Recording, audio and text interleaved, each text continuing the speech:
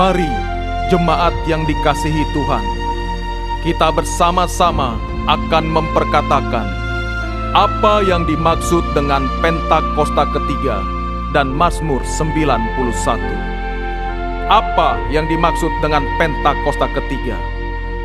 1. Pentakosta ketiga adalah pencurahan Roh Kudus yang dahsyat di zaman ini, melebihi yang terjadi di Azusa Street. 2. Pentakosta ketiga akan mengakibatkan penuaian jiwa yang terbesar dan yang terakhir sebelum Tuhan Yesus datang kembali. 3. Pentakosta ketiga akan membangkitkan generasi Yeremia, yaitu anak-anak muda yang dipenuhi Roh Kudus, cinta mati-matian kepada Tuhan Yesus, tidak kompromi terhadap dosa, dan akan bergerak untuk memenangkan jiwa. 4.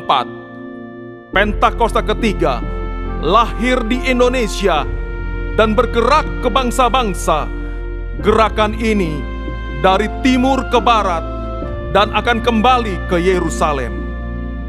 5. Pentakosta ketiga akan memberikan kuasa untuk menyelesaikan amanat agung, dan setelah itu Tuhan Yesus akan datang kembali.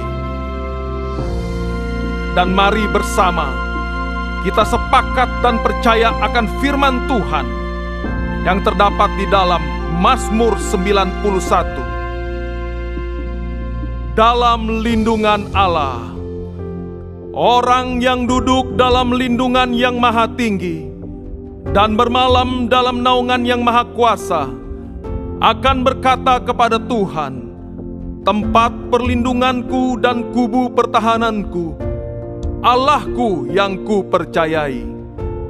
Sungguh dialah yang akan melepaskan engkau dari jerat penangkap burung, dari penyakit sampar yang busuk. Dengan kepaknya ia akan menudungi engkau, di bawah sayapnya engkau akan berlindung. Kesetiaannya ialah perisai dan pagar tembok. Engkau tak usah takut terhadap kedahsyatan malam, terhadap panah yang terbang di waktu siang, terhadap penyakit sampar yang berjalan di dalam gelap, terhadap penyakit menular yang mengamuk di waktu petang. Walau 1000 orang rebah di sisimu dan 10.000 di sebelah kananmu, tetapi itu tidak akan menimpamu. Engkau hanya menontonnya dengan matamu sendiri dan melihat pembalasan terhadap orang-orang fasik. Sebab Tuhan ialah tempat perlindunganmu, yang maha tinggi telah kau buat tempat perteduhanmu. Malapetaka tidak akan menimpa kamu, dan tulah tidak akan mendekat kepada kemahmu. Sebab malaikat-malaikatnya akan diperintahkannya kepadamu untuk menjaga engkau di segala jalanmu. Mereka akan menatang engkau di atas tangannya, supaya kakimu jangan terantuk kepada batu. Singa dan ular tedung akan kau langkahi. Engkau akan menginjak anak singa dan ular naga. Sungguh hatinya melekat kepadaku, maka aku akan meluputkannya. Aku akan membentenginya, sebab ia mengenal namaku. Bila ia berseru kepadaku, aku akan menjawab. Aku akan menyertai dia dalam kesesakan. Aku akan meluputkannya dan memuliakannya. Dengan panjang umur akan kukenyangkan dia, dan akan kuperlihatkan kepadanya keselamatan daripadaku. Haleluya! Amin. Kami buka ibadah hari ini di dalam nama Tuhan Yesus Kristus. Haleluya! Amin. Puji nama Tuhan. Shalom. Shalom. Sekali lagi shalom. Shalom. Saya percaya setiap kita yang hadir di tempat ini adalah orang-orang yang datang memiliki satu tujuan, yaitu sama-sama kita mau sembah Tuhan kita. Satu pribadi yang sudah lahir bagi kita, mengasihi setiap kita, Dan bukan hanya sampai saat itu saja, tapi dia juga rela memberikan nyawanya untuk setiap kita. Jadi hari ini mari sama-sama kita datang ke Tuhan. Kita bawa pujian, penyembahan yang terbaik buat Tuhan Yesus. Sebab Ia layak terima segala pujian dan hormat dari setiap kita, amin. Sama-sama kita berikan tepuk tangan yang terbaik buat Tuhan Yesus. Sama-sama bersatu dalam doa. Tuhan Yesus yang baik, ini setiap kami Tuhan yang datang kepadamu membawa hati kami, jiwa kami, bahkan hidup kami Tuhan Yesus. Biar hari ini Tuhan Yesus hanya namamu yang kami muliakan, hanya namamu yang kami tinggikan. Biar Engkau disenangkan oleh pujian setiap kami. Bertahtalah Engkau Tuhan Yesus, Raja di atas segala raja. Ini setiap kami Tuhan, kami siap menyambutmu dengan hati yang bersuka cita. Sama-sama katakan amin.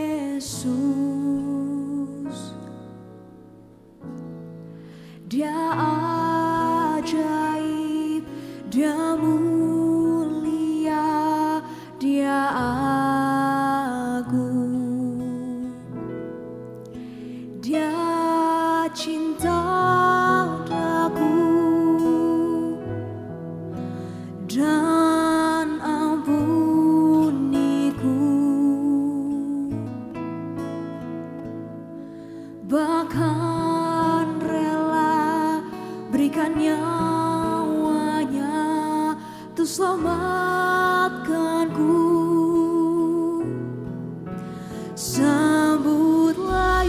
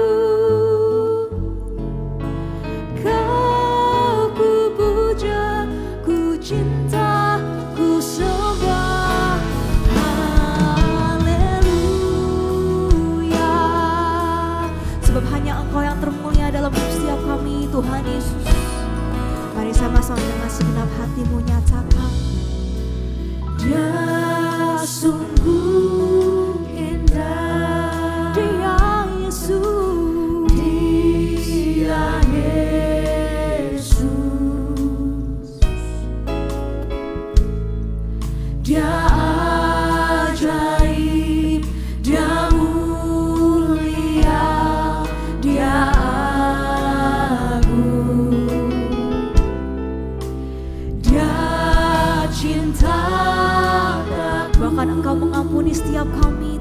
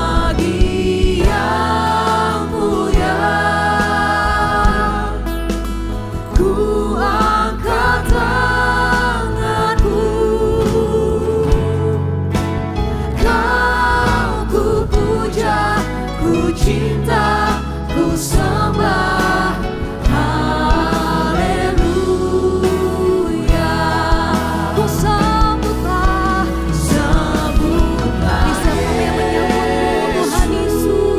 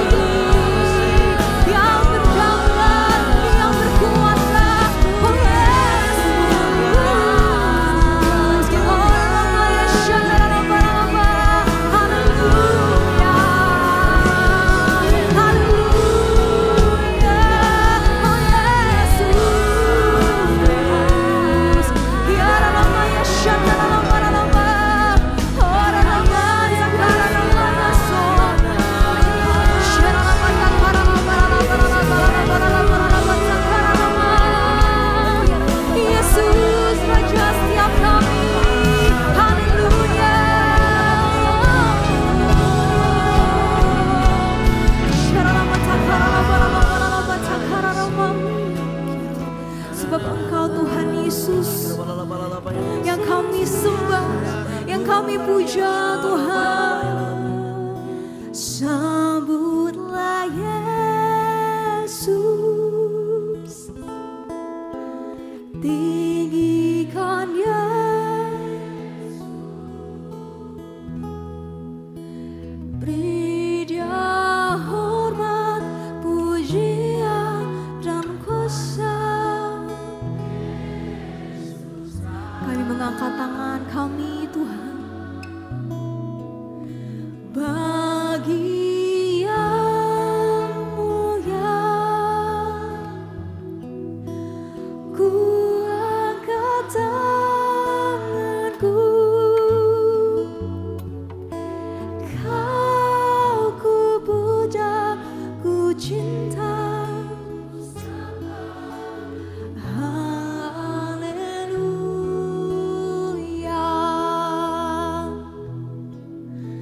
Sambutlah Yesus, tinggikan. Kami berikan Kau hormat, puja Tuhan Yesus.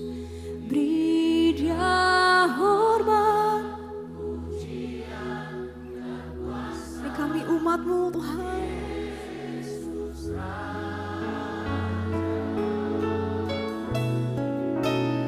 Bagi yang mulia, ku angkat tanganku, Kau ku puja, ku cinta, ku sembah. Haleluya.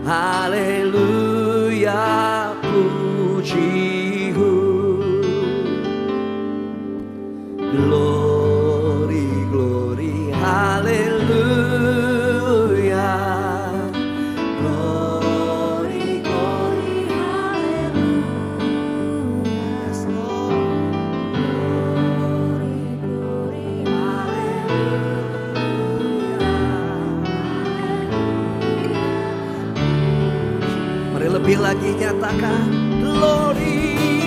Glory, glory, haleluya. Haleluya. Glory, haleluya. Glory, glory, haleluya. Haleluya, puji-Mu.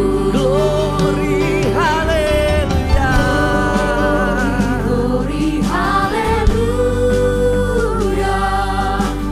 Glory, glory, haleluya. Glory, glory, haleluya.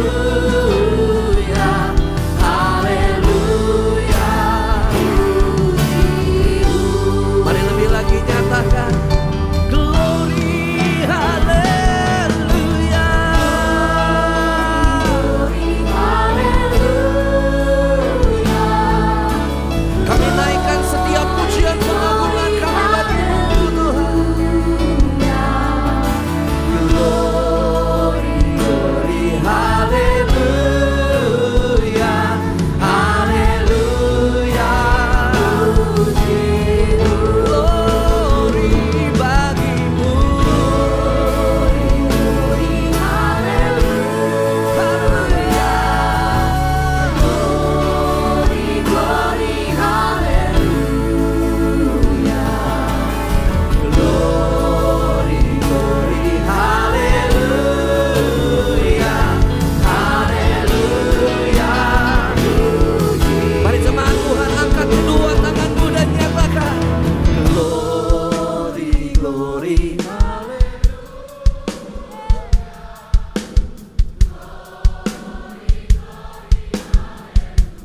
setiap pujian pengagungan hanya bagi nama-Mu Tuhan.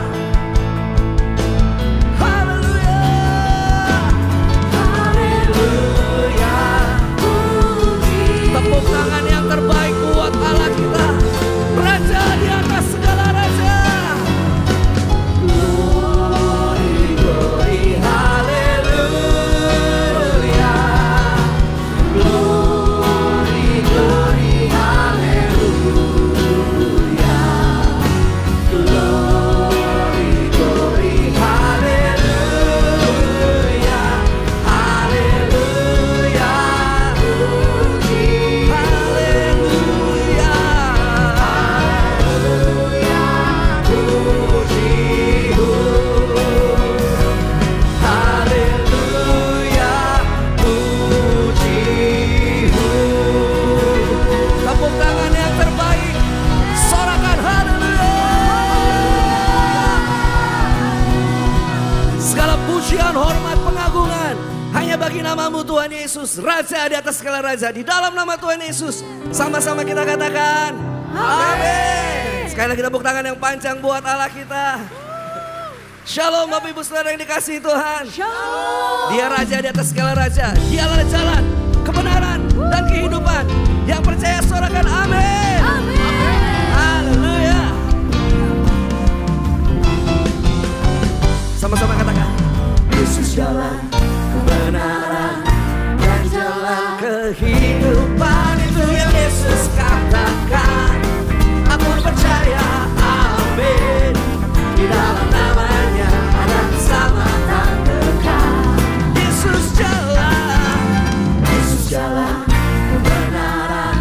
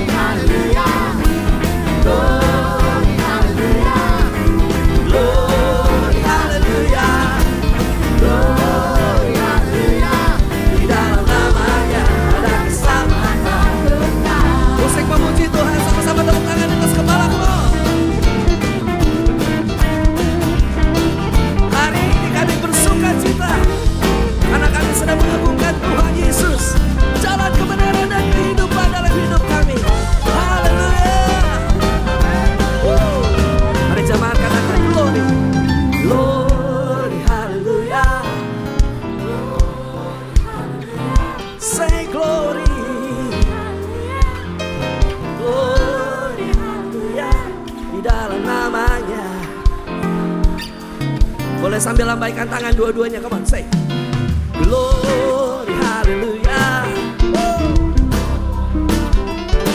Oh glory, glory, hallelujah. Di dalam namanya.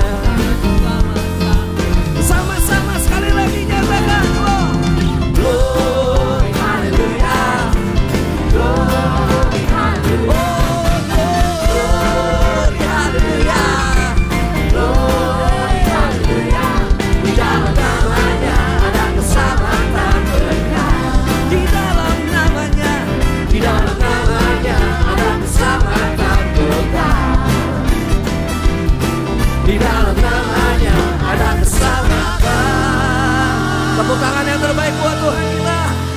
Sama-sama kita katakan kekal. Sorakan haleluya. Siap lagi buat Tuhan Yesus, sama-sama katakan kita punya Tuhan yang dahsyat, Tuhan yang besar, yang penuh kuasa. Siapa namanya? Siapa namanya? Sorakan haleluya.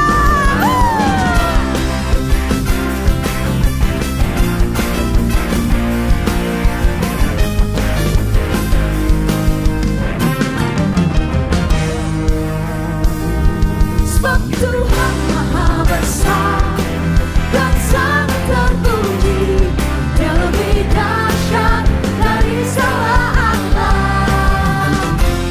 Sebab Tuhan maha besar dan sangat terpuji, kuasanya dahsyat menghancurkan musuh. Sama-sama katakan amin. Haleluya. Umat Tuhan satu suara nyatakan, ceritakanlah kemuliaan-Nya di antara segala bangsa, dan perbuatan-Nya yang sungguh ajaib di antara suku bangsa. Bersama-sama nyatakan, ceritakanlah kemuliaan-Nya di antara segala bangsa, dan perbuatan-Nya yang sungguh ajaib di antara suku bangsa. Sebab Tuhan maha besar dan sangat terpuji, Dia lebih dahsyat dari segala alam. Sebab Tuhan maha besar dan sangat terpuji, kuasanya dahsyat menghancurkan musuh. Siap jadi saksinya Tuhan? Yang siap katakan amin.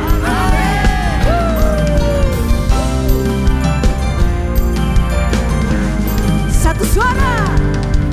Ceritakan kemuliaan-Nya. Siap kami yang bersatu Tuhan, bagi kemuliaan nama-Mu Tuhan Yesus, dan perbuatan-Nya yang sungguh ajaib di antara suku bangsa. Sebab Tuhan maha besar dan sangat terpuji, Dia lebih dahsyat dari segala alam. Sebab Tuhan maha besar dan sangat terpuji, kuasanya dahsyat menghancurkan. Sebab Engkau Allah kami yang besar. Sebab Tuhan maha besar dan sangat terpuji, Kau sangat terpuji, dahsyat dari segala alam.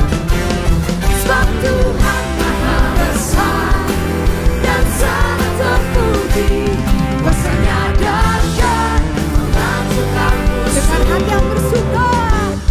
Sebab Tuhan, sebab Engkau Allah kami yang besar, sangat terpuji. Amin. Sebab Tuhan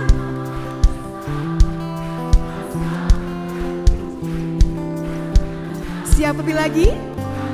Dengan imanmu nyatakan, sebab Tuhan maha besar. Dia lebih dahsyat. Ini iman setiap kami Tuhan. Sebab Tuhan dan sangat terpuji. Kuasanya dahsyat menghancurkan musuh. Sebab Tuhan maha besar dan sangat terpuji. Dia lebih dahsyat dari segala Allah. Sudah berdoa Allah kami yang besar. Tuhan maha besar dan sangat terpuji. Kuasanya dahsyat menghancurkan musuh. Bersama-sama.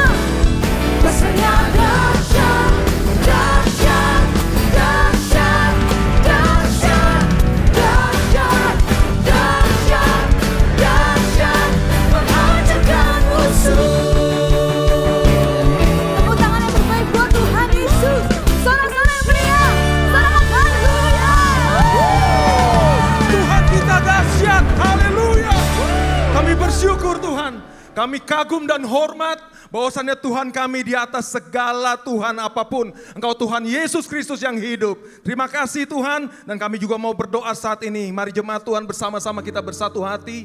Kami percaya Tuhan kedahsyatan-Mu Tuhan terus bekerja atas bangsa kami Indonesia. Kami rindu Tuhan pada hari-hari ini, era Pentakosta ketiga ini ya Tuhan Yesus. Gereja kami terus Tuhan pakai dengan dahsyat untuk memberitakan kabar Injil Kerajaan Allah, sehingga bangsa Indonesia boleh mengenal Tuhan Yesus sebagai satu-satunya juru selamat.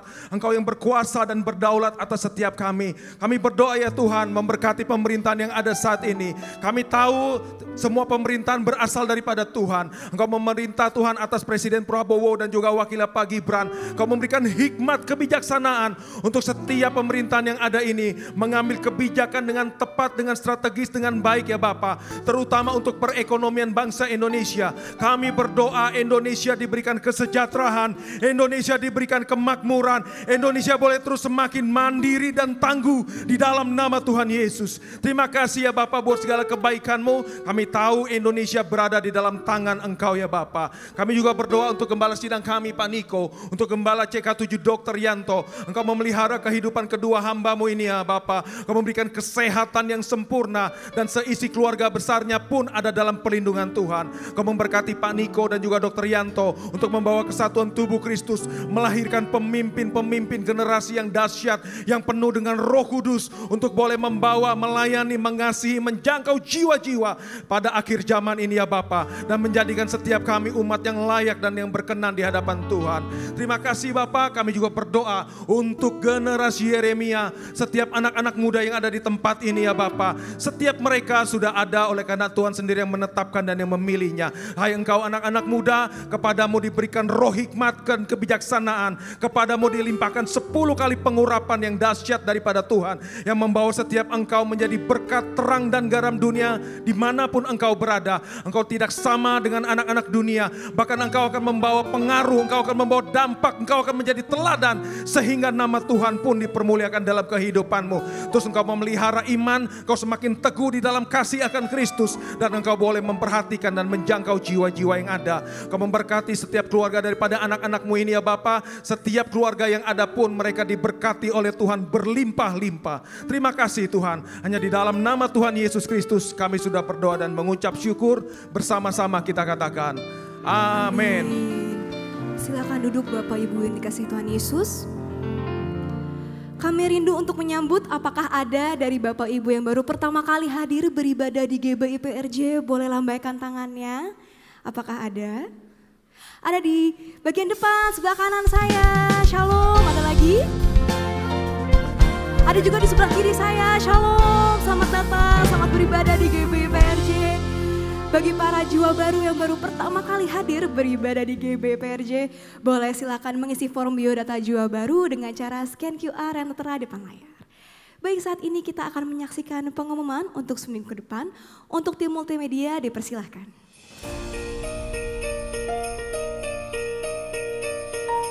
Shalom, berikut kami sampaikan beberapa pengumuman.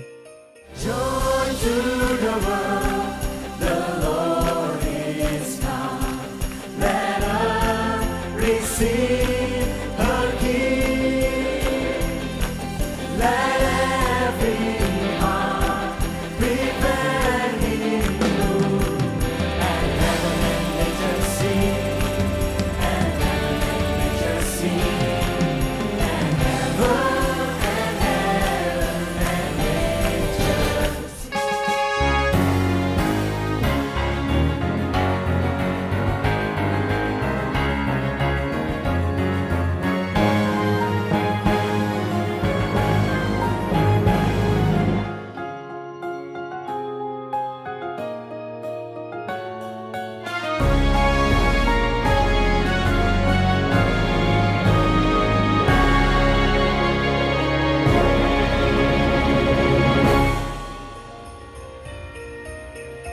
Sehubungan dengan libur nasional Natal 2024 dan Tahun Baru 2025, maka diinformasikan sebagai berikut.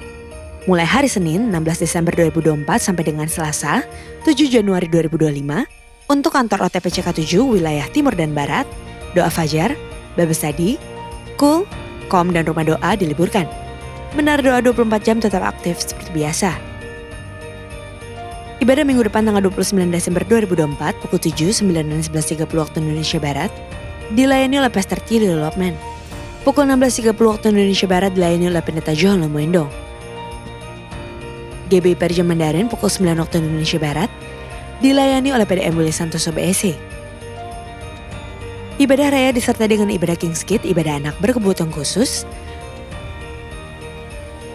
Little Blessing Toddler, sekolah minggu, Joshua Generation Kids Church English Service,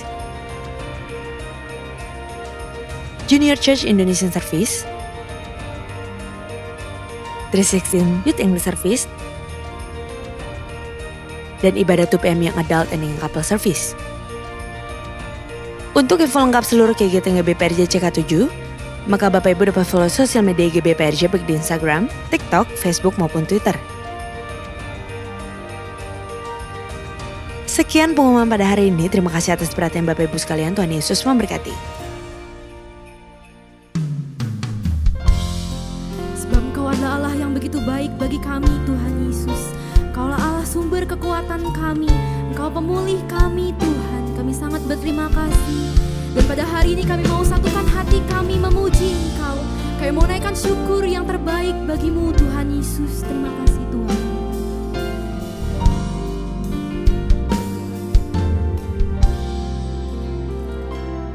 Kau Tuhan yang selamatkanku. Terima kasih Yesus, Kau Tuhan yang pulihkanku.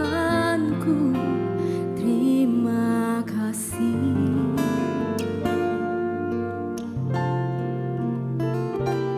Kau Tuhan yang sembuhkanku.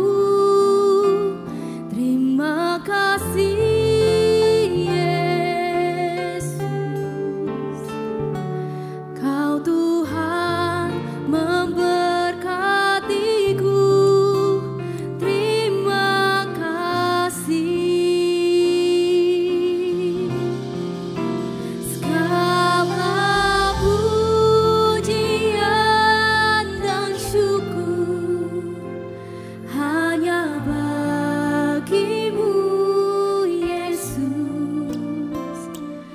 Dengan apakah ku balas kasih-Mu? Segala hormat kemuliaan hanya layak bagi-Mu. Ku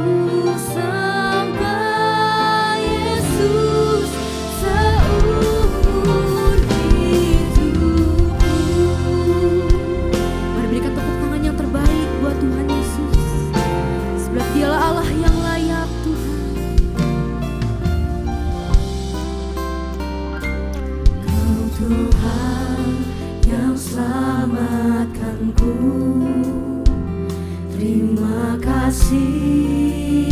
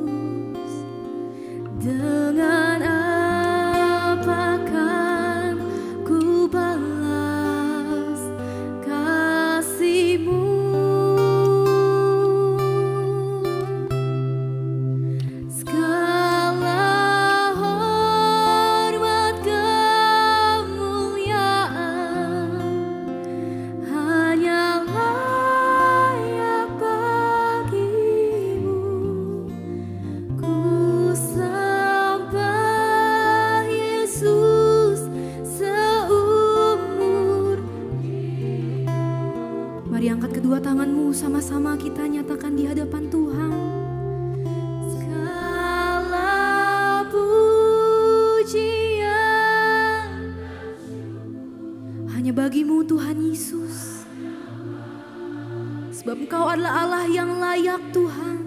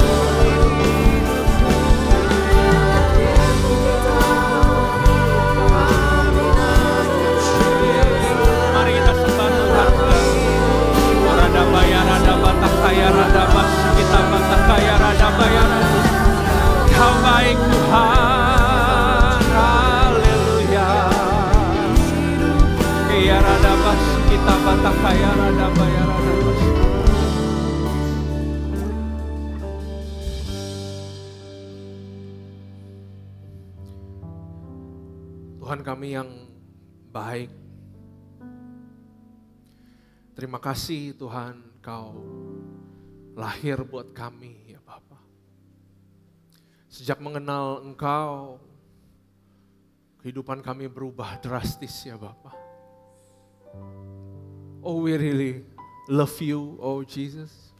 Makasih Tuhan. Kalau Kau boleh ada hadir dalam kehidupan kami. Bukan karena hebat, bukan karena kuat. Tapi semua karena Engkau mengasihi kami luar biasa ya Bapa. Kau adalah Tuhan yang setia, Tuhan yang luar biasa. I am grateful. Makasih Tuhan, makasih ya Bapak. Bapak, biar di bulan ini kami semua dapat message pribadi dari Engkau. Di ibadah ini kami bisa dengar sesuatu pesan untuk menguatkan kami ya Bapak. Bahwa Kau lahir buat kami, Kau masih ada buat kami, dan seterusnya Kau selalu menyertai kami ya Bapa. Urapi lidah bibir hamba-Mu Tuhan. Lindungi aku di balik salib-Mu. This is your moment. Ini adalah bulan yang Engkau Yesus, segala pujian syukur hanya untuk Engkau ya Bapa. Kami siap mendengar firman-Mu. Terima kasih Tuhan, terima kasih Bapa. Hanya di dalam nama Yesus. Haleluya. Amin. Boleh kasih kemuliaan buat Tuhan kita saudara. Luar biasa. Sebelum saudara duduk, ucapkan selamat Natal buat kiri kanan saudara. Kasih senyuman yang terbaik. Ya, selamat Natal, Merry Christmas semua. Silakan duduk. Tidak disangka kita udah di bulan Desember lagi saudara. Udah cepat 1 tahun. Penyertaan Tuhan ada, amin saudara. Amin ya. Lukas 1 ayat 26. Ini adalah pesan Tuhan yang Tuhan bicara spesifik kepada saya karena 1-2 bulan terakhir saya lagi istirahat melayani karena anak saya yang kedua lahir saudara. Jadi saya banyak merenung sambil jaga bayi ya. Dan masuk lagi bulan Desember saya tanya Tuhan, ngapain ya bulan Desember ya? Kalau tradisi dunia kan identiknya tukeran kado, bener ya? Hampers itu laku keras, saudara. Hampers itu tukeran kado, Christmas gathering dan segala macam. Tapi Tuhan ngomong sesuatu kepada saya yang saya rindu untuk bagikan dan saya percaya ini pesan dari Tuhan. Karena itu jangan bosan dengar cerita tentang Maria, Yusuf, gembala-gembala orang Majus. Kita nggak bakal baca semuanya saudara. Tapi mungkin ada satu perspektif baru yang kita harus lihat bahwa pada saat Natal terjadi sebenarnya nggak seperti apa ya, kalau ini kan banyak dekor, semuanya kayaknya happy gitu. Padahal waktu Natal terjadi keadaan sama sekali nggak baik pada waktu itu. Ya, saya berikan judul hadiah terindah. Mari kita buka Lukas 1 ayat 26. Dalam bulan yang ke-6, Allah menyuruh malaikat Gabriel pergi ke sebuah kota di Galilea bernama Nazaret. Ayat 27. Kepada seorang perawan yang apa saudara? Bertunangan. Kalau bertunangan kurang lebih udah punya plan di dalam kehidupan, benar? Sama kayak kita semua udah punya plan di tahun 2025. Udah bertunangan mungkin udah cari venue, udah tahu siapa yang mau dinikahi, udah tahu kurang lebih kehidupan akan seperti apa. Ya, seorang perawan yang bertunangan dengan seorang yang bernama Yusuf dari keluarga Daud, nama perawan itu Maria. Nah, Yusuf ini orang yang tulus hatinya, saudara. Ayat 28, ketika malaikat itu masuk ke rumah Maria, gak ada yang pernah lihat malaikat pada zaman tersebut, betul? Saya berdoa saudara didatengin malaikat malam ini mau, saudara bisa kaget bukan main. Tiba-tiba malaikat datang ke rumah Maria, dia berkata, salam. Hai engkau yang dikaruniai. Dikaruniai artinya begini, salam hai engkau yang dapat kado. Saudara kalau dapat kado dari orang gak kenal bagaimana? Didatengin lagi ke rumahmu, orang gak dikenal, tiba-tiba datang bawa barang. Saudara pasti akan curiga, betul? Ya, salam hai engkau yang dikadoi, dikaruniai, Tuhan menyertai engkau. Maria terkejut mendengar perkataan itu lalu bertanya di dalam hatinya apakah arti salam itu. Jadi waktu Maria dapat bilang mau dikasih ini, sama seperti kita yang dapat paket nyasar, kita selalu pikirnya apa? Ini bagus apa jelek, benar gak? Ini penipuan atau apa? Jadi saudara bisa bayangin, Maria waktu terima kado, dia tidak langsung bersuka cita. Wah, Tuhan baik, saya langsung taat. Wow, saya ikut Yesus. Wah, enggak seperti itu saudara. Kata malaikat itu kepadanya, jangan takut. Ternyata Maria takut saudara. Jangan takut hai Maria, sebab engkau beroleh kasih karunia di hadapan Allah. Nah, Maria tidak mengerti apa itu kasih karunia. Kita ngerti. Yang Maria ngerti hukum Taurat. You do good, you get good. You do bad, you get bad. Yang dia ngerti 5 kitab Musa. Yang dia baca mungkin kitab Imamat, Keluaran, Kejadian, Bilangan dan segala macam.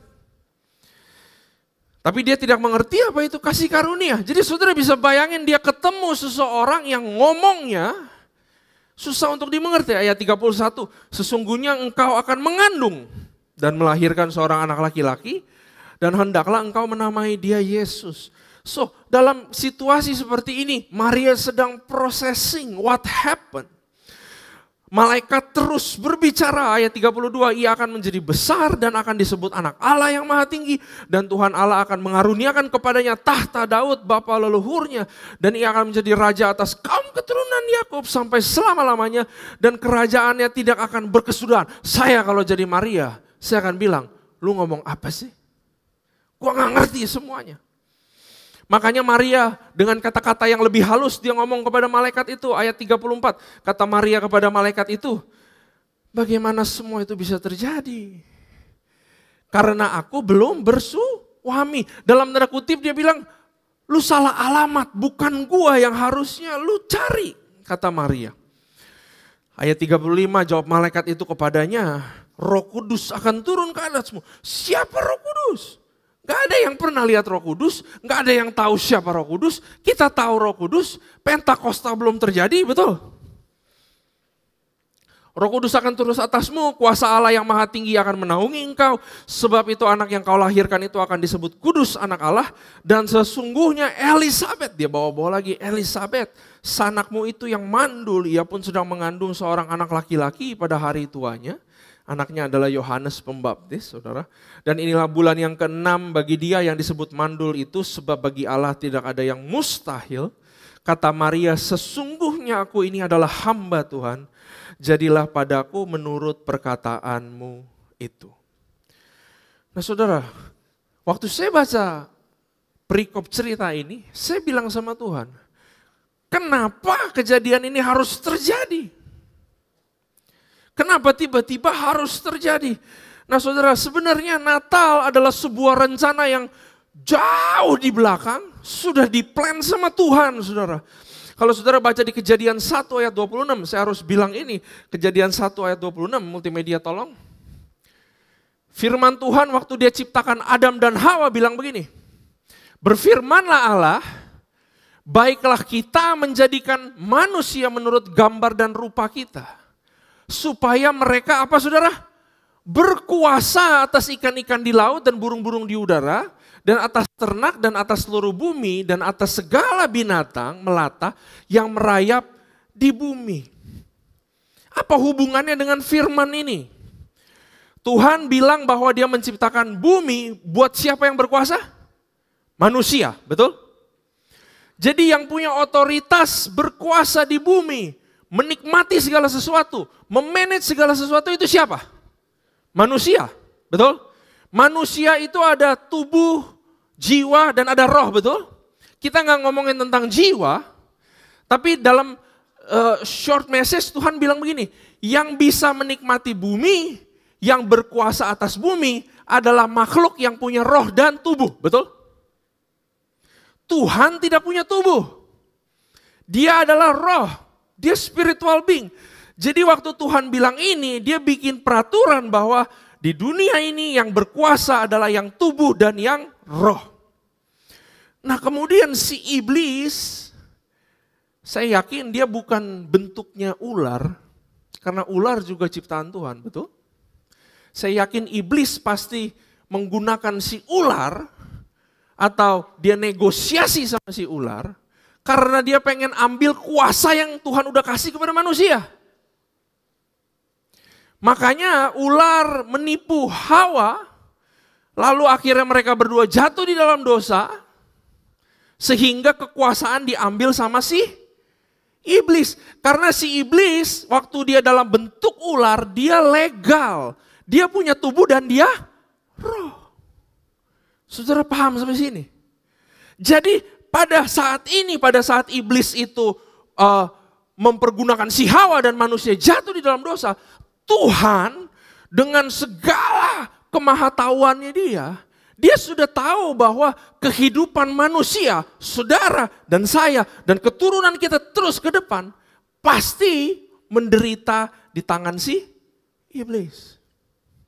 Sehingga di Kejadian 3 ayat 15, coba di next, Tuhan ngomong begini, aku akan mengadakan permusuhan antara engkau hai iblis dan perempuan ini.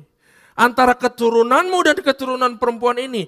Keturunannya perempuan ini akan meremukkan kepalamu dan engkau akan meremukkan tumitnya. Dalam arti singkat Tuhan bilang bahwa aku akan pakai perempuan ini. Keturunannya nanti akan ketemu namanya Maria. Dan rohku akan dwell ke Maria. Dan saat itu aku akan punya tubuh secara legal. Yaitu satu orang namanya Yesus dan aku akan rebut kembali kuasamu. Sehingga orang-orang yang aku ciptakan, yang aku kasihi, saudara dan saya bisa menikmati kehidupan yang tidak binasa dan menikmati keselamatan daripadaku. Dalam tanda kutip Tuhan bilang, Merry Christmas. Kasih tepuk tangan buat dia. So semua ini terjadi karena di dalam rencana Tuhan itu ada saudara dan saya. Dan dia tidak mau saudara binasa. Dan saudara bayangin, rencana ini yang sudah direncanakan beribu-ribu tahun mungkin. Saya nggak tahu ya dari kejadian penciptaan sampai Maria itu seberapa lama. Tapi Tuhan tetap setia dan dia menepati janjinya. Dan Yesus lahir buat saudara dan saya. Kasih tepuk tangan buat Tuhan. Saudara, dari cerita ini ada 3 hal yang kita bisa belajar. Saya boleh minta keyboard untuk iringi saya. Hal yang pertama saudara, waktu Maria dapat kado. Saudara pernah dapat kado? Ya, lagi bulan Natal dapat kado banyak, betul? Ini sejarah dalam hidup saya dapat kipas angin saudara. Rusak lagi, gak bisa nyala. Pas lagi saya dapat kipas angin mereknya Maspion, wah lumayan lah. Bisa buat ngademin apalah nggak tahu gitu ya. Daripada dapat coklat, bener gak? Maaf ya, kalau kadang-kadang kita buka kado Natal, buka ya coklat lagi, kue lagi, brownies lagi, nastar lagi. Maaf ya yang jual coklat sama yang jual nastar. Tapi karena saya emang gak makan yang manis-manis. Jadi waktu saya dapat kipas angin, saya senangnya bukan main. Tapi sayang kipas anginnya rusak. Semua kado bentuknya bagus, bener gak? Hampers bentuknya bagus. Tapi dalamnya gak ada yang tahu, bener? Maria, waktu dikasih kado sama si Gabriel ya. Dia gak tahu nih bagus apa kagak, bener gak? Makanya waktu dia bilang, aku hamba Tuhan, terjadilah pada aku. Menurut saya itu mujizat, bener gak? Orang yang ditawarin ketidakjelasan, mau tunduk di dalam otoritas Tuhan. Karena itu saya berdoa, di bulan Natal ini, kalau saudara masih tunduk di dalam otoritas Tuhan, saudara adalah keajaibannya Tuhan. Kasih tepuk tangan buat dia. Maria nggak tahu, tapi malaikat tahu, bener gak? Malaikat mungkin ada waktu dia sudah di penciptaan itu. Dia tahu bahwa Tuhan Allah Bapa itu dari Adam, dia sudah mikirin tentang kejadian ini. Begitu lama. Karena itu dia tahu bahwa ini kado yang terbaik buat manusia. That's why, saudara, Yesus, ya, catat ini. Ini poin pertama saya. Yesus adalah hadiah terindah. Katakan terindah, saudara. Yang diberikan oleh Bapa kepada kita semua. Yohanes 3 ayat 16, ayat yang kita udah tahu. Menurut saya ini ayat, kalau saudara renungi benar-benar, ini ayat crazy. Yohanes 3 ayat 16, karena begitu besar kasih Allah. Sejak penciptaan, saking besarnya kasih Tuhan. Waktu dia ciptakan Adam sudah ada nama saudara. Di dalam pikirannya dia. Karena begitu besar kasih Allah akan dunia ini. Sehingga ia telah mengaruniakan anaknya yang tunggal. Jadi bukan karena Maria perawan, bukan karena you siapa, bukan karena saya hamba Tuhan, bukan karena you melayani Tuhan, tapi semua karena kasihnya Tuhan. Dia mengaruniakan anaknya yang tunggal supaya setiap orang yang percaya kepadanya tidak binasa, melainkan beroleh hidup yang kekal. Ini yang sudah dipikirin Tuhan waktu dia memutuskan, marilah kita menciptakan manusia di dalam gambaran kita. Supaya mereka tidak bisa binasa dan mereka selamat dan bisa menikmati yang baik dari sorga. That's the original plan. Jadi di dalam Yesus ada keselamatan sejati, katakan amin. Dari sini saudara sudah bisa lihat bahwa di dalam anak yang dikaruniakan ada hidup yang kekal, betul? Karena itu udah jelas banget bahwa keselamatan cuma ada di dalam satu nama, yaitu Yesus. Gak ada di tempat lain. Gak perlu diperdebatkan, oh yang penting selamat berbuat baik ini itu. No, dari satu ayat ini saudara sudah bisa mengerti bahwa kalau gak mau binasa, kehidupan yang luar biasa, yang kekal, cuman ada di dalam satu nama, Yesus. Gak ada di dalam perbuatan baik kita, gak ada itu namanya keselamatan. Selain kipas angin saudara. Saya baru pertama kali dapat hampers. Saya senang banget karena saya gak makan manis ya saudara, saya fitness. Saya dapat ikan salmon saudara. 1 ekor ikan salmon dan saya dikirimin daging sapi juga berapa kilo gitu. Itu adalah hadiah terbaik yang saya dapat di bulan Natal ini. Tahun-tahun lalu saya nggak dapat, saudara. Bayangin dapat ikan salmon, panjangnya segini saudara kardusnya. Saya kira kipas angin lagi nih. Betul. Tapi pas buka, wih, salmon ternyata. Nah, waktu saya dapat kado banyak saudara juga pasti dapat kado banyak, betul? Di bulan ini saudara dapat setidaknya nastar lah atau coklat-coklat. Nah, istri saya tiba-tiba kreatif. Dia samperin saya, dia udah tahu saya nggak makan nastar coklat. Paling nastar makan satu tahun. Satu buletan. Paling satu buat manis-manis aja. Istri saya datang ke saya, bawa 1 hampers yang kita dapat. Beb, lu makan gak nih? Itu apa? Coklat. Yang enggak lah. Dia masih bandel, dia bawa lagi yang lain. Lu makan gak?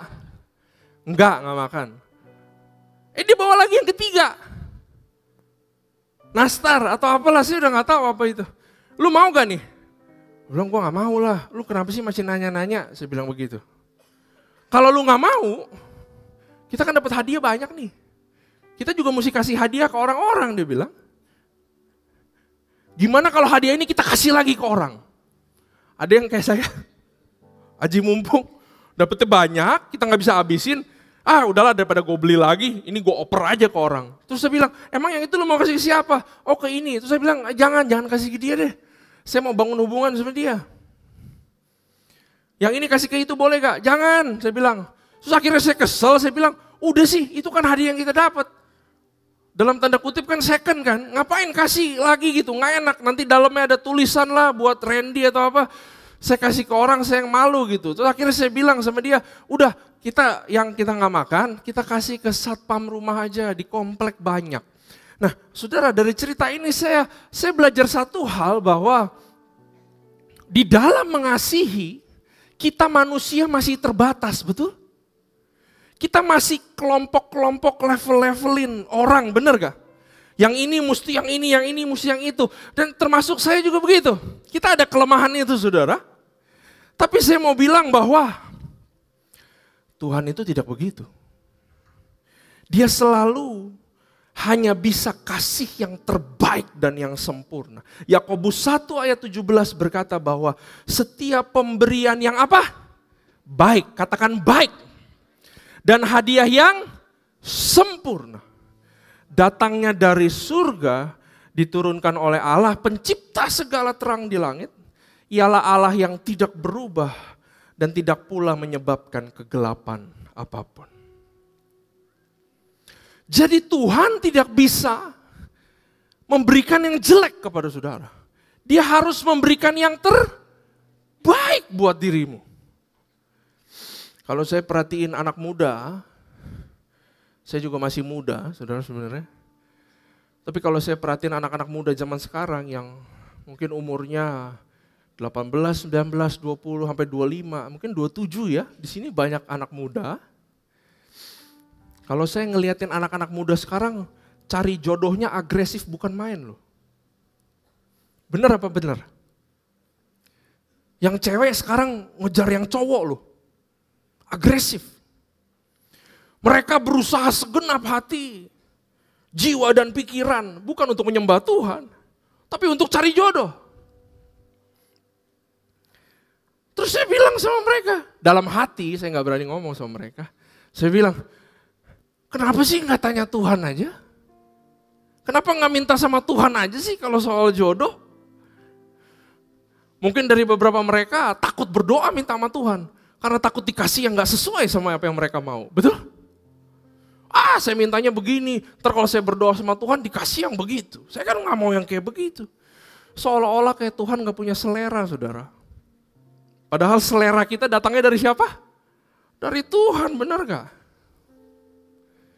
Kalau saudara ngerti ayat ini, walaupun yang dipertemukan ke kamu masih belum jadi, tapi Tuhan udah tahu ke depannya dia akan matang. Betul? Karena dia adalah pemberian yang terbaik dan terindah. Para orang tua juga begitu. Kadang-kadang lihat pacar anaknya, backgroundnya begini, dilirik aja kagak. Mesti tunggu sukses dulu, tunggu ini dulu, tunggu itu dulu. Tapi saya mau bilang bahwa segala pemberian dari Tuhan itu adalah yang baik dan yang sempurna. Saudara di sini yang sudah menikah, sudah bersuami istri, lihat pasanganmu. You are the best gift from God, katakan kepada mereka. Berikan kemuliaan buat Tuhan kita. Yesus adalah hadiah terindah. Nah saudara, poin kedua yang kita bisa belajar. Nah ini mungkin gak enak saudara. Penderitaan adalah bagian dalam rencana daripada Tuhan. Ada yang amin, luar biasa. Gak ada yang suka menderita sebenarnya saudara.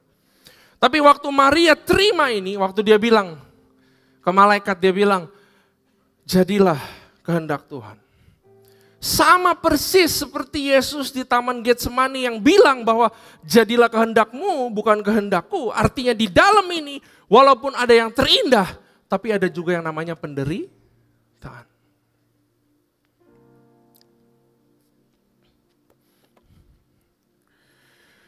Waktu Maria terima kado, hal pertama yang saya udah yakin pasti langsung terjadi adalah mereka batal pesta yang besar-besar, betul? Siapa yang mau percaya? Itu anak daripada Roh Kudus. Dasar tuh si Maria tuh, dari kampung sono. Ngakunya cinta Tuhan.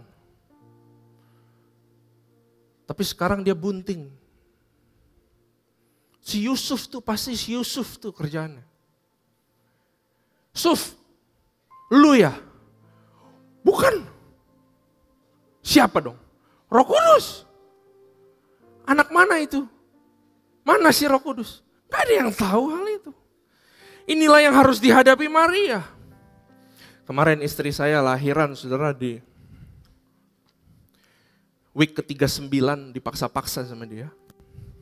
Sebenarnya di 37 udah bisa melahirkan tapi dia paksain ke minggu ke-39. Karena di minggu ke-37, 38 saya lupa itu ada retreat di 2 PM.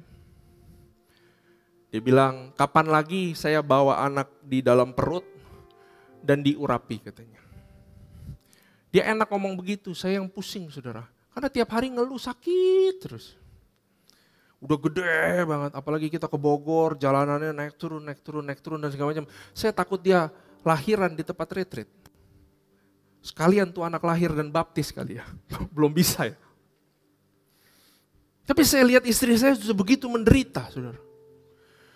Gede banget terus, badannya juga ikut gede saudara, nggak comfortable dia.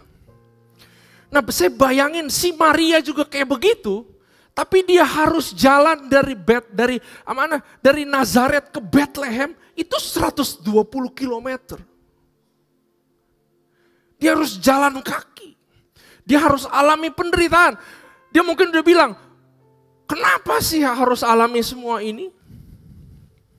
Katanya hadiah terindah, katanya malaikat sendiri yang turun tangan kasih. Katanya Yesus lahir jadi terang, kok masih ada kegelapan di sini. Mungkin saudara sedang bergumul, betul. Buat saya bulan Natal itu cuman berhenti sebentar sebenarnya. Karena begitu masuk Januari ya kita harus berusaha lagi, benar gak? Dengan saudara pesta Natal, masalah gak tentu selesai, benar? Pergumulan masih ada. Mungkin saudara ada kenal orang yang baru ditinggal, orang yang dikasihinya. Justru di masa Natal ini mungkin ada orang yang sedang mengalami pergumulan. The challenge of life is real. That's why Christmas bukan meniadakan semua itu, tapi Christmas itu lebih ke arah bagaimana saudara berhenti sebentar dari kesibukanmu dan berusaha menemukan pengharapan daripada kelahiran Kristus buat hidupmu. Kalau you gak ketemu itu, kita gak akan punya tenaga untuk masuk ke tahun 2025. Penderitaan adalah selalu bagian dari rencana Tuhan. Firman-Nya bilang seorang murid gak bisa melebihi gurunya. Kalau gurunya menderita, muridnya pasti menderita. Ada satu quote dari Saint Augustine, ini keren banget. Dia bilang, God had one son on earth without sin. He knows no sin. He is without sin. He did no sin, but never one without suffering. Dia si putra yang lahir ini Yesus, dia tidak mengenal dosa, dalamnya tidak ada dosa, dan dia tidak melakukan dosa. Tapi dia harus masuk ke dalam penderitaan. Dietrich Bonhoeffer, seorang berkenegaraan Jerman pada World War kedua, dia bilang begini di penjara, suffering then is the badge of true discipleship. Dia bilang, tanpa penderitaan tidak ada pemuritan. Tanpa pemuritan tidak bisa jadi seperti Yesus. Tidak bisa jadi seperti Yesus, kita gak bisa ketemu dia waktu terakhir. Following Christ means passio passiva, suffering. Because we have to suffer. Untuk menjadi seperti Kristus. Jadi penderitaan adalah inti daripada iman Kristen. Saudara kalau ingat Natal, selain sukacita, saya juga selalu mengingat penderitaan orang-orang di dalamnya. Maria menderita, Yusuf menderita. Saudara kira gembala tidak menderita? Para gembala juga harus meninggalkan gembalanya, meresikokan pekerjaannya hanya untuk mengiring satu orang namanya Yesus. Ada harga yang harus dibayar. Ada sesuatu yang harus dilepas mengikuti Yesus. Makanya saya mau bilang pada saudara, kalau saudara sampai hari ini memang ada penderitaan, pergumulan, karena kamu harus ikuti firman Tuhan. Kamu harus perpuluhan misalkan, kamu harus tidak boleh melakukan ini, melakukan itu, demi satu nama Kristus. Saya mau bilang, apa yang kamu lakukan sampai sekarang tidak pernah sia-sia, karena penderitaan ada dalam rencana Tuhan. Artinya kamu semua yang menderita, itu semua di dalam rencana Tuhan. Kasih tepuk tangan buat dia.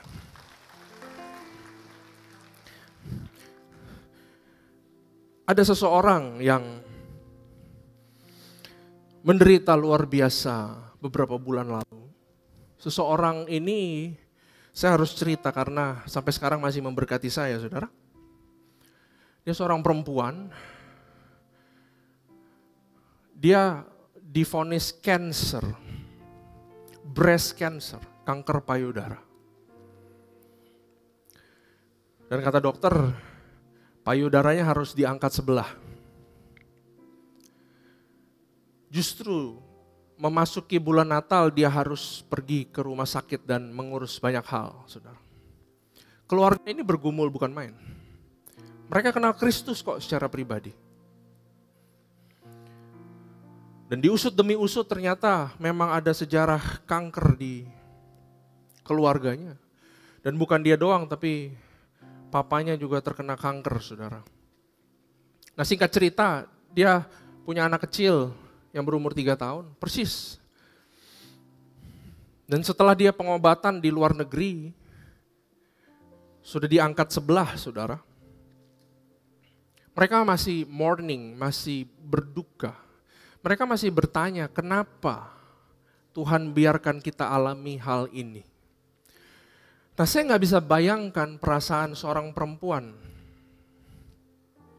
yang harus mengalami hal tersebut. Saudara yang perempuan lebih bisa get the feeling, betul?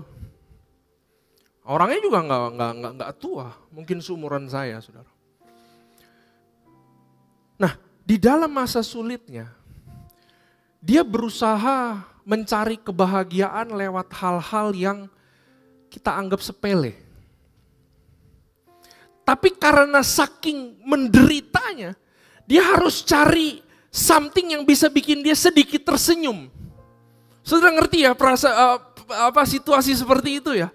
Dulu saya pernah mengalami hal-hal yang sangat menderita. Saya makan Indomie aja saya syukuri gitu. Tapi memang karena Indomie enak, saudara. Nah, dia ketemu, dia pakai sendal Crocs dan dia ketemu, saudara tahu itu pajangan yang ditaruh di sini Crocs tuh Jibbitz. Tahu ya? Yang ada lucu-lucu gambarnya. Dia ada ketemu 2 sepasang. Bagus banget. Dan dia bilang karena itu gue tuh seneng. Setiap kali gue lihat gue seneng. Setiap kali gue lihat gue lupa pergumulan gue sekitar 5 menit lah. Tapi ya gue treasure ini, gue hargai ini. Dia taruh di sepatunya. Nah, setelah dia selesai operasi dan segala macam. Nah, dia punya Jibbitz itu dua-duanya hilang, saudara, copot dari sepatunya. Dia cari di rumah, dia ketemu 1 di ruang tamu atau ruang meja makan, saya lupa. Dia ketemu 1, dia pasang. Waktu dia pasang, dia bilang begini, kenapa sih? Barang kecil begini aja, gue nyari setengah mati, juga ketemu cuma 1. Sama kayak keadaan gue, juga cuma punya 1, paham ya? Kenapa gak bisa ketemu 2? Dia sibuk, dia cari lagi besoknya. Dia pergi ke mobil, dia cari luar biasa gitu. Suaminya ikut bantu cari, kelihatannya hal sepele ya saudara, cari begituan ya. Tapi buat mereka itu masa-masa bergumul. Akhirnya dia cari di mobil. Dan anaknya keluar yang kecil. Mami lagi apa? Dia bilang gitu. Terus maminya bilang, mami lagi cari Jibbitz 1 lagi. Karena rasanya gak lengkap kalau cuma 1. Bete lah dia pokoknya. Lalu tiba-tiba anak kecil ini dia ngomong begini ke mamanya. Mana mah coba aku lihat. Anaknya itu lihat Jibbitz yang cuma 1. Lalu anaknya ngomong begini ke maminya. Tapi Mi, gak usah cari 2 juga gak apa-apa. Karena 1 aja juga udah cantik. Anak yang kecil itu ngomong begitu ke mamanya. Saat dia ngomong begitu, suami istri ini langsung berpelukan, saudara. Mereka rasakan bahwa di dalam penderitaan, mereka mengerti bahwa di dalam dunia yang menuju kehancuran, badan kita juga yang kita gak tahu ada penyakit apa. Mereka masih menemukan penyertaan Tuhan dalam kehidupan mereka. Kasih tepuk tangan buat Tuhan ya. Karena itu poin saya yang terakhir saudara. Walaupun saudara menderita, tapi jangan lupa Natal juga berbicara penyertaan juga adalah bagian dalam rencana Tuhan. Amin. Sekarang saudara mau lebih lihat penderitaan, apa saudara mau lebih lihat rencana Tuhan, saudara? Maria mengalami rencana Tuhan. Walaupun dia menderita, pada akhirnya di Lukas 2, Ayat 12, dan inilah tandanya bagimu, kamu akan menjumpai seorang bayi dibungkus dengan lampin dan terbaring di dalam palungan. Lalu mereka ini adalah para gembala, cepat-cepat berangkat dan menjumpai Maria dan Yusuf dan bayi itu yang sedang berbaring di dalam palungan. Saudara, garis bawahi palungan adalah tempat yang kotor dan hina. Dan ketika mereka melihatnya, mereka memberitahukan apa yang telah dikatakan kepada mereka tentang anak itu. Dan semua orang yang mendengarnya heran tentang apa yang dikatakan gembala-gembala itu kepada mereka. Perhatikan, tetapi Maria menyimpan segala perkara itu dalam hatinya dan merenungkannya. Maria berpikir bahwa yes, saya menderita, saya harus alami A, saya harus alami B, saya harus alami C. Tapi sekarang saya baru ngerti, kenapa sih saya harus jauh-jauh ke Bethlehem? Kenapa sih saya harus ditolak, gak ada tempat lahir buat anak saya? Kenapa sih harus di palungan? Karena ternyata di balik layar saya nggak tahu bahwa malaikat yang nyampein kado buat saya, dia juga nyampein kado buat gembala-gembala tanpa sepengetahuan saya. Dan gembala-gembala itu exactly datang ke penginapan ini. Dan seolah-olah Tuhan mau berbicara kepada Maria, kepada saya bahwa walaupun kamu menderita, saya selalu bekerja di balik layar, gak pernah satu kali pun saya meninggalkan kamu. Kasih tepuk tangan buat Tuhan kita.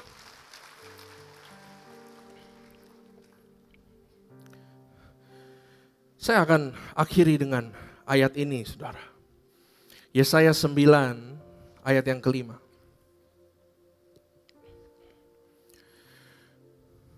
Pakai hati ya bacanya ya. Sebab seorang anak telah lahir untuk siapa? Untuk kita. Seorang putra telah diberikan untuk siapa? Untuk kita. Kita ini nggak ada value-nya loh saudara. Siapa sih kita? Berasa keren punya mobil banyak, punya properti banyak. Siapa kita kalau nggak ada Tuhan? Saudara pernah pikir itu nggak? Siapa saya kalau dia nggak pungut saya dari tong sampah? Seorang putra telah diberikan untuk kita. Lambang pemerintahan ada di atas bahunya. Artinya apa? Dia memerintah kehidupanmu dengan cara yang baru. Kalau cara yang lama, kamu nggak taat, kena hajar. Pemerintahan yang baru ini namanya pemerintahan kasih karunia. Walaupun kamu gak layak, kamu dapat pemerintahan daripada Yesus. Selalu kamu gak pernah ditinggalkan sendiri di dalam dunia. Dan namanya disebutkan orang adalah panggilan untuk saudara mengenal Tuhan. Yang adalah penasihat ajaib. Apapun pergumulanmu, Dia adalah Tuhan yang ajaib. Apapun pertanyaanmu, jawabannya ada di Tuhan. Dia adalah Allah yang perkasa. Kalau ada yang mau menjatuhkan kamu, saya kasih tahu. Dunia mau menjatuhkan kita dengan kabar buruk, betul? Katanya semua susah. Wah, udah mau lay off. Pabrik tekstil terbesar Sritex hancur. Fresh graduate. Di sini mungkin ada yang kuliah. Katanya sekarang Indonesia mengalami fresh graduate yang jobless terbanyak sepanjang masa. You punya duit mau bikin bisnis, tapi you nggak tahu kapan brand you bisa bertahan, betul? Mau bikin F&B, Kelapa Gading tempat yang menyeramkan katanya. Kita nggak pernah tahu, tapi saya mau bilang, you cuman perlu tahu bahwa you punya Allah yang perkasa. Dia adalah Bapa yang kekal, artinya seberapa kotor kita, seberapa buruk kita, seberapa hancur kita. Saya juga nggak bagus-bagus banget, saudara kira yang di mimbar bagus. Saya siapa? Tapi saya selalu ingat bahwa Dia adalah Bapa yang kekal, Dia tidak mungkin tidak menerima engkau.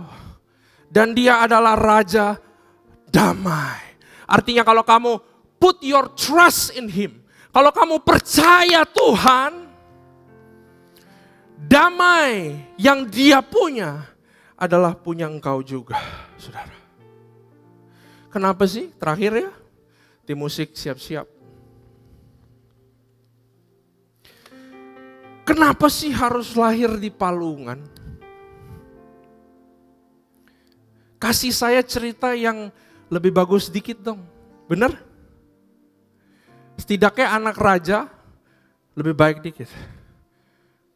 Tapi saya mau kasih tahu bahwa Tuhan bilang sendiri, Yesus harus lahir di Palungan. Kenapa? Karena Palungan adalah tempat yang kotor dan tempat yang hina, betul? Artinya, tidak bisa tidak, Yesus itu harus lahir di dalam kehidupan kita.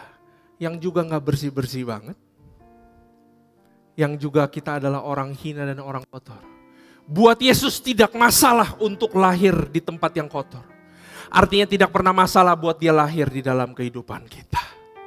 Amin, berikan kemuliaan buat Tuhan. Mari kita bangkit berdiri. Kita nyanyikan satu pujian, saudara. Sebelum mengakhiri semua ini. Pujian yang selalu bikin saya nangis dan mewek. Kita berhenti sebentar, kita tenang sebentar. Katakan kepada dirimu bahwa Yesus lahir, gak ada yang perlu dikhawatirkan. Katakan kepada pasanganmu, anakmu semua. Keluarga kita aman. Masa depan kita aman. Karena ada Yesus yang lahir buat kita semua. Seberapa buruknya kita. Biar Natal ini menjadi peneguhan. Bahwa kamu bukan orang sembarangan, kamu dipilih namanya. Dan Yesus itu sudah lahir di hatimu. Karena itu kamu bisa temukan sukacita dan damai sejahtera di dalam tantangan yang seril-rilnya dalam kehidupan. Anak telah lahir untuk kita, seorang putera diberikan, lambang pemerintahan di atas bahunya, dan namanya pun disebut orang. Let's praise Him, let's worship. Sehat aja, Allah yang perkasa, Bapa yang kekal, Raja damai, sambutlah Dia, Yesus Tuhan, Juru Selamat dunia. Sekali lagi ya saudara di depannya. Anaklah lahir untuk kita, seorang putera diberikan, lambang pemerintahan di atas bahunya, dan namanya pun disebut orang. Mari kita angkat tangan kita sembah Tuhan kita. Penasehat aja, Allah yang perkasa, Bapa yang kekal, Raja Dia,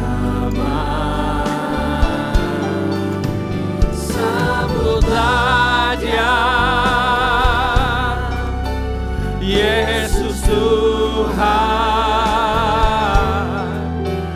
Juru Selamat dunia.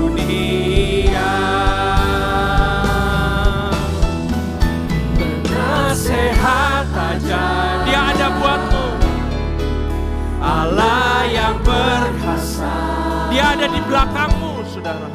Bapa yang kekal. Dia ada di hatimu, saudara. Raja damai. Kamu ada di rencana Tuhan, saudara. Sambutlah Dia, Yesus Tuhan, Juru Selamat dunia. Sambutlah Dia, sambut Dia dalam hidupmu. Sambutlah Dia, Yesus Tuhan, Juru Selamat dunia.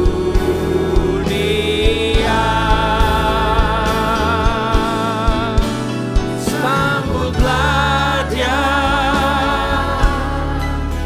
Yesus Tuhan, Juru Selamat dunia. Kasih tepuk tangan buat Tuhan kita. Taruh tanganmu di dada, izinkan saya doa buat saudara. Bapak terima kasih Tuhan, kami tahu bahwa kelahiran Yesus tidak sembarangan. Kelahiran Yesus adalah rencana besar, dan dalam rencana besar ini ada kami semua saudara. Tuhan, di dalam rencana ini ada penyertaan-Mu. Tapi kami tahu juga ada penderitaan yang bisa mendewasakan kami Tuhan. Terima kasih sudah lahir buat kami semua ya Tuhan. Kami percaya di masa-masa seperti sekarang, pengharapan dan sukacita yang daripada sorga, damai sejahtera yang benar-benar ada itu telah masuk dalam kehidupan kami. Untuk keluarga kami, untuk pekerjaan kami, untuk masa depan kami, untuk keturunan kami semua. Karena anak itu sudah lahir, penasehat ajaib, Bapa yang kekal, Allah yang perkasa, Raja damai, dan lambang pemerintahan yang baru menyertai kita semua. Hanya di dalam nama Tuhan Yesus. Haleluya. Amin. Berikan kemuliaan buat Tuhan. Silakan duduk Bapak Ibu yang dikasih Tuhan Yesus. Mewakili gembala, pengerja dan juga jemaat GBI PRJ, kami ucapkan terima kasih atas pelayanannya untuk Bapak Pastor Randy Junaidi. Kiranya Tuhan Yesus memberkati Bapak dan keluarga berlimpah. Baik, ini saatnya bagi setiap kita untuk memberi persembahan. Mari sama-sama kita siapkan persembahan yang terbaik untuk Tuhan Yesus. Persembahan dapat dilakukan dengan scan kris yang tertera depan bangku Bapak Ibu dan juga depan layar. Mohon pastikan penerimanya atas nama kolekte GBI PRJ. Dan apabila Bapak Ibu memerlukan amplop, boleh lambaikan tangannya, maka para usher akan membantu.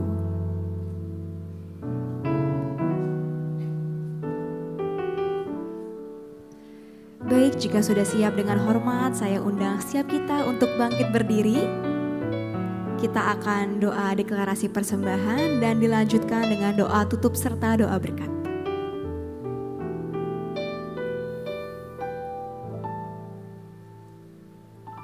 Mari kita bersatu dalam doa. Bapa, kami bersyukur buat semua berkat-Mu, kami bawa persembahan sebagai wujud syukur. Kami percaya kami menerima kesehatan, keluarga, bisnis, pekerjaan, dan kuliah yang terbaik. Ini adalah waktu memberi persembahan dalam nama Tuhan Yesus. Amin. Segalanya yang ku miliki, semuanya daripadamu, kan ku bawa persembahanku yang terbaik hanya bagimu. Segalanya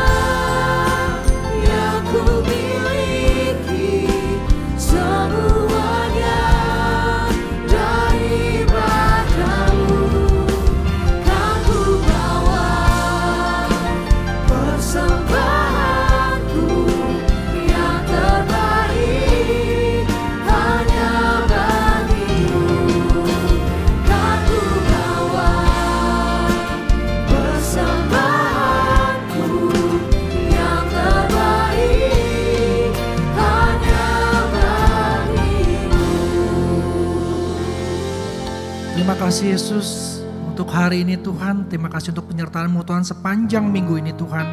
Dan juga terima kasih Tuhan untuk firman-Mu Tuhan. Biar firman ini Tuhan Yesus boleh menjadi kekuatan buat kami Tuhan. Kami angkat tangan kami buat hamba-Nya. Terima kasih Yesus Kau telah kirimkan Pastor Randy ke tempat ini Tuhan. Berikan terus Tuhan hikmat marifat Tuhan. Dan juga Tuhan melalui firman-Nya Tuhan, banyak jiwa-jiwa yang menangkan Tuhan. Berkati untuk istri, anak-anaknya Tuhan dan keluarga besarnya Tuhan. Senantiasa dalam penyertaan-Mu Tuhan Yesus. Terima kasih Yesus kalau besok Tuhan kami akan melakukan aktivitas kami kembali Tuhan. Bekerja Tuhan, usaha kami, bisnis kami. Apapun yang kami lakukan kiranya Tuhan buat berhasil.